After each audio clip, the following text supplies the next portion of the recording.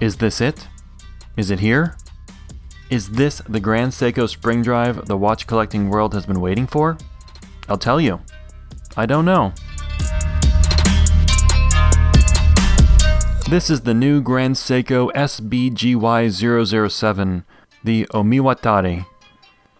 A couple months ago when this watch was announced, if you listened carefully, you could hear the sad, lonely cheers of watch collectors all over the world.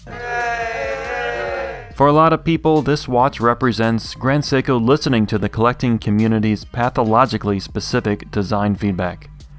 To be fair, I also have unhealthy design demands, but not the ones this watch addresses. Speaking of demanding, let me start by saying that this is not the strap this watch comes on. This strap is from B&R Bands. I'm borrowing this watch from a collector who doesn't like Grand Seiko's deployant clasps, so I don't have it with me. But this is what the watch looks like on its original strap. I've got to work with what I've got to work with. Let's do the numbers on the Omiwatari. The steel case is 38.5 millimeters across, 10 millimeters thick, and 43 millimeters long. It has a lug spacing of 19 millimeters, and I'll never not be mad at Grand Seiko about their insistence on that width. The watch has 30 meters of water resistance, which isn't good, but is totally in line with its style. It's a dress watch. In fact, the unofficial name for this case shape is the Dress Series case. It's a relatively new case shape that Grand Seiko has been using a lot since it debuted in 2019. The price for the watch is $8,300 US.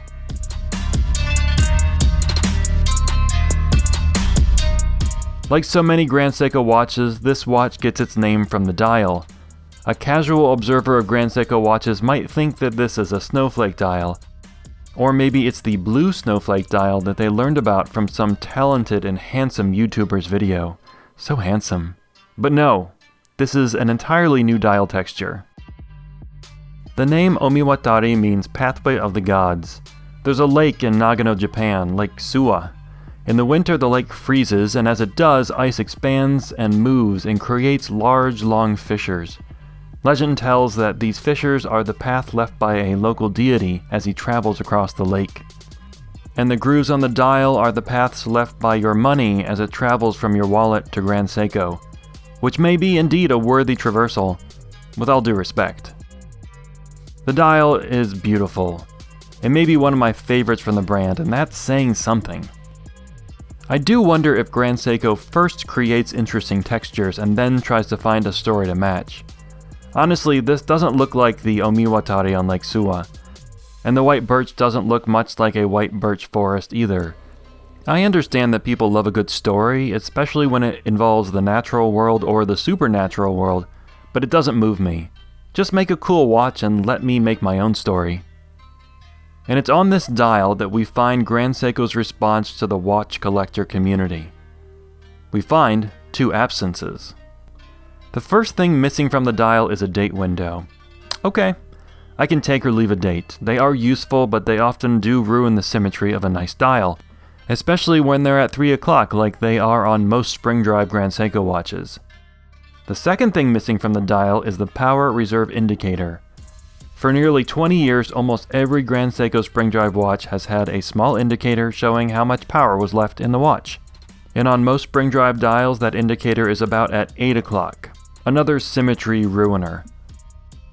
Like I said in my video on the blue snowflake, I think these indicators often show off Grand Seiko's finishing skills. There are a lot of lovely details here, but also I wouldn't miss it if it was gone, especially on an automatic watch. But this ain't an automatic watch. This is the first regular production, manually wound steel Grand Seiko Spring Drive watch. There were a lot of modifiers in that sentence, so I'll explain. The movement in this watch is the 9R31 Spring Drive movement. It's a manually wound movement, so you gotta wind it to keep it running.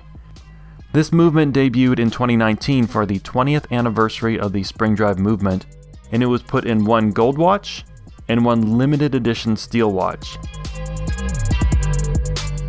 And now this movement and case are available to all, or, to all who have $8,300 to drop on a watch, but the 9R31 is one bad motherfucker. I've always liked spring drive movements.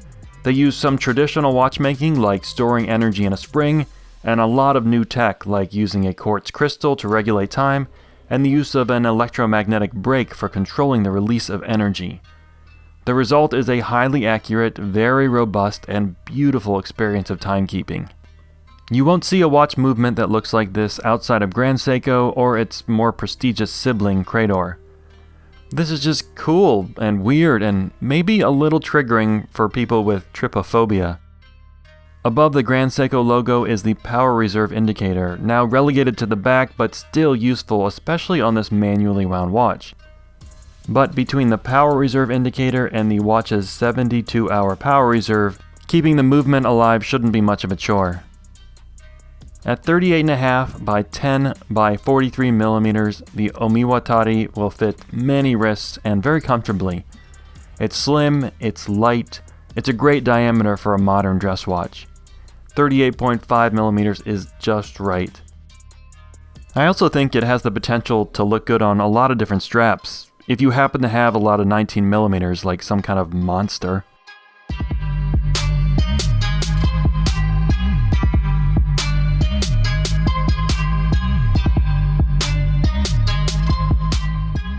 There is something that actually bothers me about this watch, though nobody else seems to have a problem with it. I don't like this case. Specifically, I don't like its length. At 43 millimeters long, the new dress case looks too round and too bulbous. It's inelegant to me. And that's too bad because Grand Seiko is using this case a lot lately. I realize there are ergonomic benefits to a shorter case. More people can wear it. But I think longer lugs would make the watch case look a little more graceful. See what I mean about pathological design feedback? But I wasn't going to buy an $8,300 dress watch anyway, no matter what made a path across its dial. And about that price, this is the new way of Grand Seiko. A few years ago, I remember hearing that Grand Seiko was trying to move upmarket and would be making more expensive watches. I scoffed. But not because they're not worth it, I truly think they are. No, I was skeptical because I didn't think the world was ready to embrace a non-complicated Grand Seiko for more than $6,000. But in a way, I'm happily surprised. It still seems to be mostly collectors that are embracing the brand, but I don't have the demographic studies, I could be wrong. At a certain point, that passion will start moving into the general public, if it hasn't already. Moving slowly and unstoppably, like the ice sheets on a frozen Lake Suwa in Nagano, Japan.